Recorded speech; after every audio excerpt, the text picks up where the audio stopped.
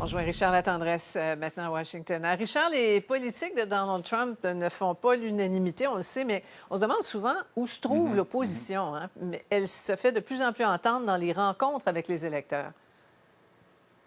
Exact. Ces électeurs, Sophie, qui se sont rendus compte qu'ils ne peuvent pas compter sur les démocrates pour avoir un impact là, pour tout au moins freiner les décisions que prend Donald Trump.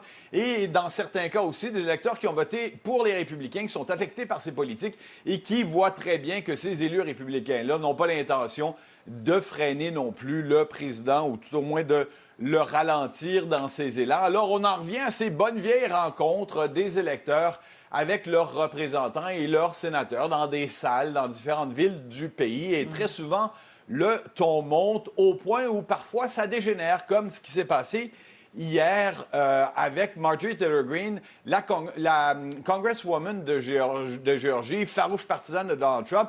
Tu sais, Sophie, que d'ailleurs, les représentants, les élus républicains se sont fait dire de se méfier de ces rencontres-là. Mais regarde bien ce que ça a donné hier à cette rencontre avec Marjorie Taylor Greene.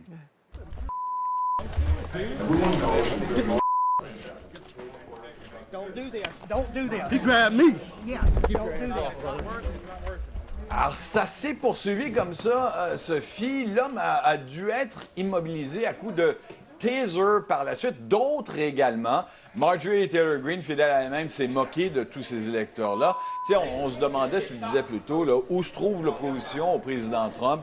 Tu sais, les juges constituent de plus en plus un rempart face à ces décisions les plus controversées. Et je vais y revenir ce soir à contexte, Sophie.